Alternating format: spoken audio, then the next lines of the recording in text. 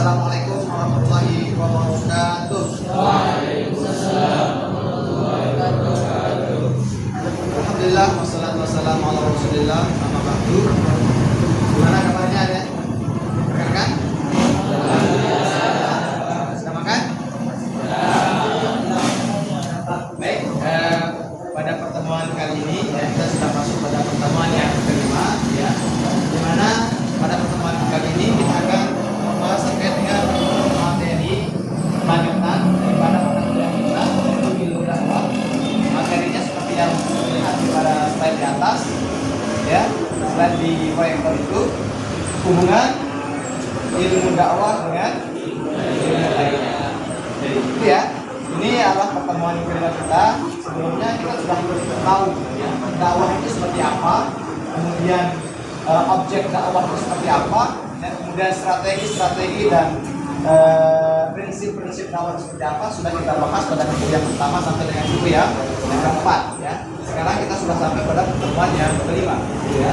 Jadi hubungan ilmu dakwah dan ilmu lainnya. Kita ke lanjut ya. Pada slide selanjutnya, dakwah itu ilmu dakwah itu ya begitu memerlukan hubungan dari berbagai disiplin agar efektif. Bisa dibaca? Bisa. Jadi kenapa ilmu dakwah itu memiliki hubungannya dengan ilmu yang lainnya? Karena di sini adanya kebutuhan masyarakat itu sendiri. Ya. Jadi kebutuhan masyarakat itu seperti apa? Untuk dengan memahami hubungan seorang pendakwah dapat menjadi lebih profesional dalam menyampaikan dan menghadapi tantangan. Tentunya pada prodi kita hari ini, bagaimana kita itu mencetak sebagai seorang pendakwah, sebagai seorang dai. Ya. Nah sekarang dengan kita berprofesi sebagai seorang dai yaitu pendakwah, tentu ada metode, ada cara ataupun strategi yang kita akan lakukan sebagai seorang pendakwah dalam menghadapi tantangan. Ya, dalam menghadapi tantangan dakwah itu sendiri. Ya, itu ya. Oke. Lalu timbul pertanyaan, dakwah itu apa? Setelah kita mengetahui definisi daripada dakwah tadi secara global, bahwa dakwah itu adalah orang yang orang yang memanggil, menyeru, ya, atau mengajak kepada hal yang bersifat positif atau hal yang bersifat kebaikan. Jadi itu, ya. Jadi prinsip awal tadi sesuai dengan kebutuhan masyarakat. Pertanyaan pertama, dakwah itu apa? Siapa yang katakan? Katanya, dakwah itu apa? Ya. Dakwah itu adalah semacam ajakan atau seruan pemanggilan.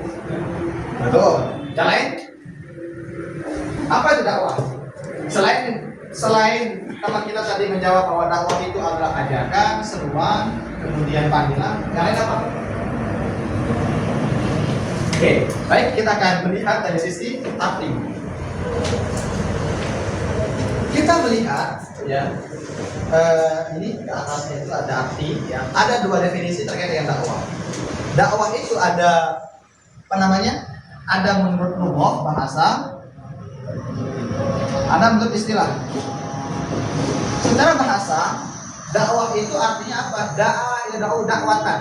Artinya seperti yang disampaikan oleh teman kita tadi, itu ajakan, ya, ajakan, seruan atau panggilan, ya, itu adalah dakwah. Sedangkan dalam konteks Islam sendiri, dakwah itu adalah upaya menyampaikan ajaran Islam kepada individu atau kelompok dengan tujuan menanamkan nilai-nilai Islam. Nah itu, jadi tujuan dakwah itu adalah menyuruh kepada kebaikan sesuai dengan nilai Islam. Itu ya, itu dakwah. Nah, ada pun orang yang menyampaikan nilai-nilai kebaikan itu disebut dengan dai atau pendakwah.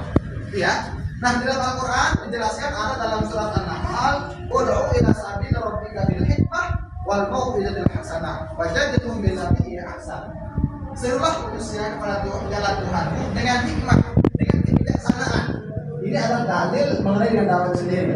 Ada juga dalam surat sini, "Wal takum minkum ummatan yad'una ilal khair."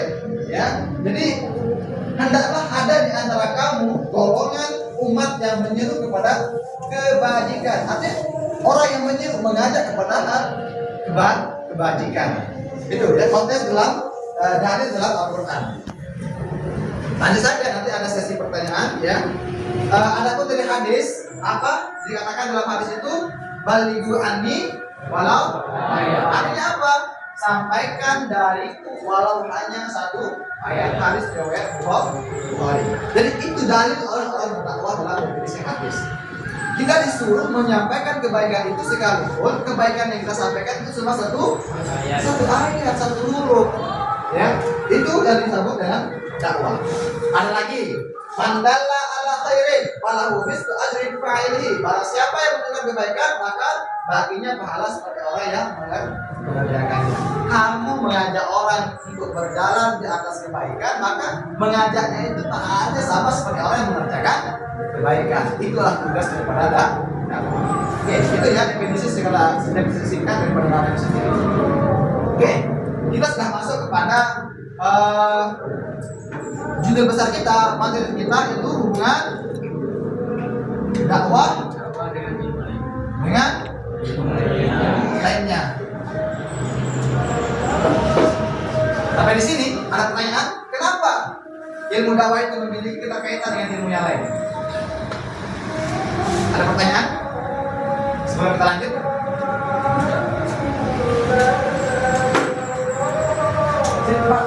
Siap. Ya. Di sini kita bahas pendapat. Jadi kenapa ilmu dakwah itu ada hubungannya dengan ilmu lain? Di sini kita bahas pendapat. Jadi kenapa ilmu dakwah itu ada hubungannya dengan ilmu lain? Oke, baik, pertanyaan yang sangat menarik ya. Jadi pertanyaan dari teman kita tadi, kenapa ilmu dakwah itu ada kaitannya dengan ilmu atau disiplin ilmu lainnya? Ya, di sini sudah terlihat dalam PPT kita bahwa ada 5 yang disiplin ilmu atau keterkaitan ilmu dakwah dengan ilmu-ilmu yang ada di lingkaran dakwah itu sendiri. Yang pertama ada ilmu komunikasi, ada ilmu psikologi, ada ilmu sosial dan sains, dan ada ilmu teknologi, dan ada ilmu manajemen. Kita akan gali satu persatu apa sih keterkaitannya ilmu dakwah itu dengan disiplin ilmu lain. Ya. Oke, di sini pertama ilmu komunikasi. Kenapa ilmu dakwah itu sangat mempengaruhi ilmu komunikasi atau sangat berkaitan dengan ilmu komunikasi? Tadi kita kembali ke tadi bahwa orang yang berdakwah itu sebagai mad'u atau orang yang menyampaikan, orang yang memanggil, orang yang mengajak. Tentunya dengan cara berkomunikasi, dengan metode penyampaian yang begitu menarik dan bagus, orang itu akan mudah untuk dipanggil. Ya. Di sini nanti ada metode penyampaiannya, baik itu metode ceramah, metode bayangkan sekarang. Gen Z kali ini bukan modern modern kita temukan, ya. Orang-orang muda itu, generasi milenial itu lebih menerima orang yang berceramah di media sosial, media YouTube, Twitter, Instagram atau video kecil, video pendek, daripada kita pergi ke masjid, ya, menerima penceramah, ya, mendengarkan isi materi penceramah. Itu membosankan sekali bagi kaum Gen Z. Tapi ketika dia berhadapan dengan telepon atau dengan teknologi yang ada, memanfaatkan teknologi itu, maka media sosial menjadi alternatif untuk penyampaian dakwah itu sendiri. Kedua, teknik komunikasi. Bagaimana kita berkomunikasi dengan mad'u, dengan orang yang kita dakwah itu dengan bahasa yang mudah dipahami, dengan bahasa yang mudah diterima oleh masyarakat atau orang mad'u sendiri. Ya. Nanti misalnya kita berceramah dengan bahasa Inggris misalnya, sementara mad'u kita atau orang yang kita ceramahi itu adalah tidak paham dengan bahasa Inggris. Lalu bagaimana bisa mereka terima dakwah kita?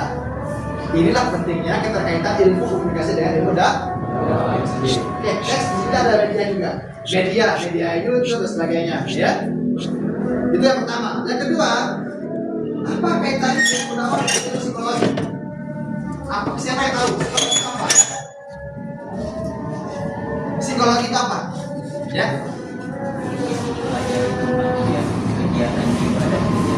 Ya, betul sekali. Jadi ilmu psikologi dan ilmu yang berkaitan dengan kejiwaan. Jadi bagaimana kita itu mengetahui karakteristik atau sifat dari mad'u kita, ya, dari orang yang kita ceramahi, dari orang yang kita dakwahi, ya. Contoh kecil misalnya memahami kepribadian, menyesuaikan metode dakwah dengan karakter mad'u.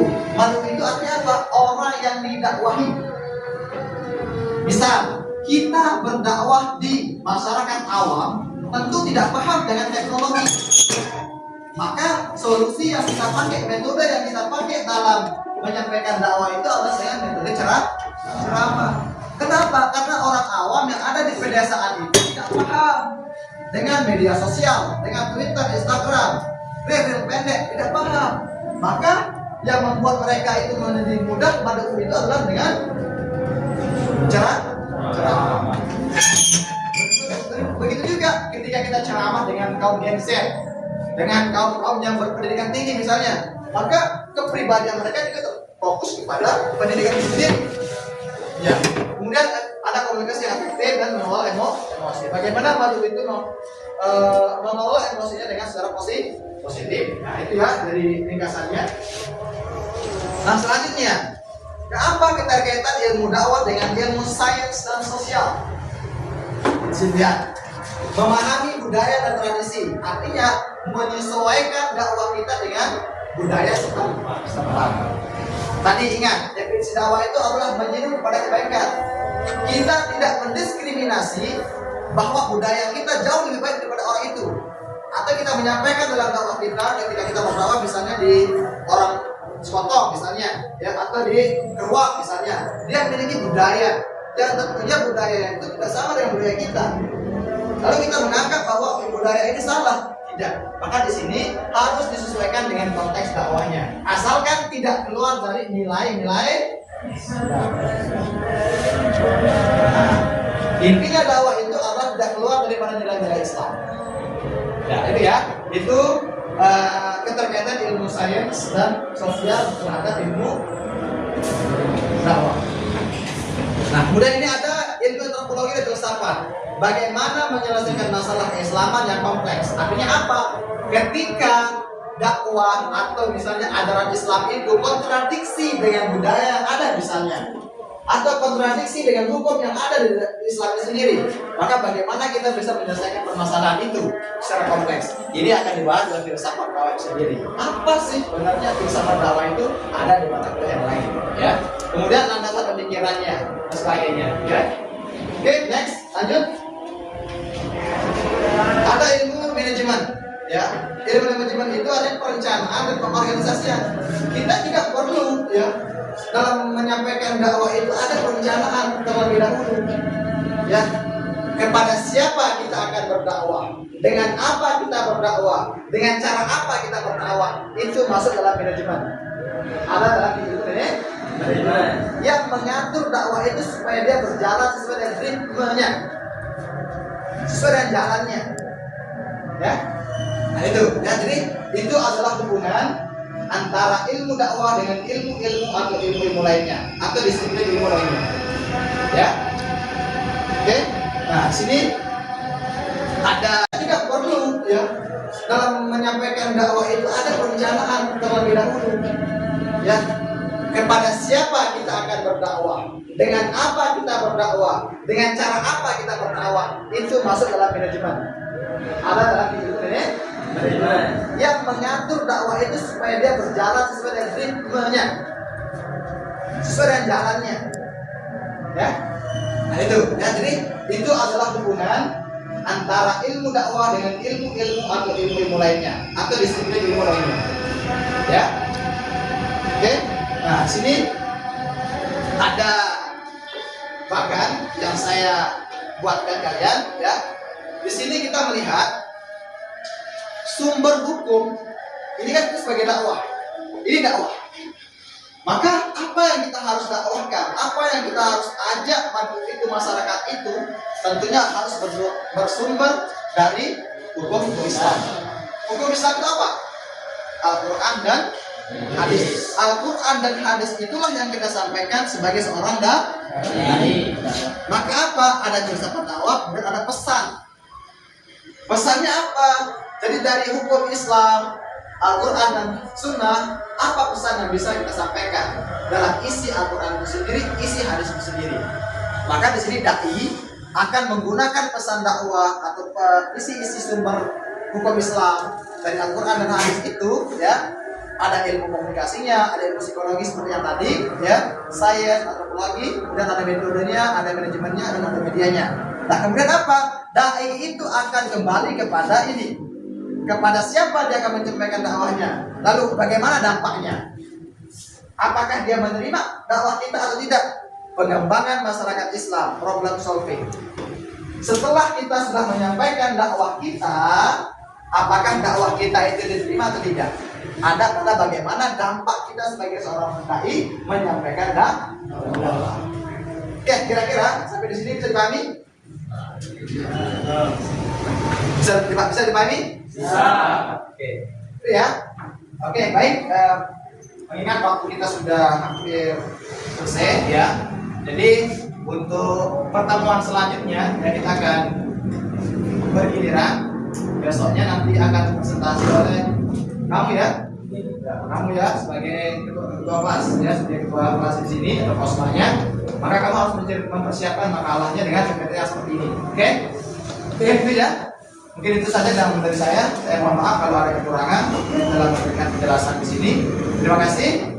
Hadanallahu wa iyyakum ila sabilil Islam. Wassalamualaikum warahmatullahi wabarakatuh.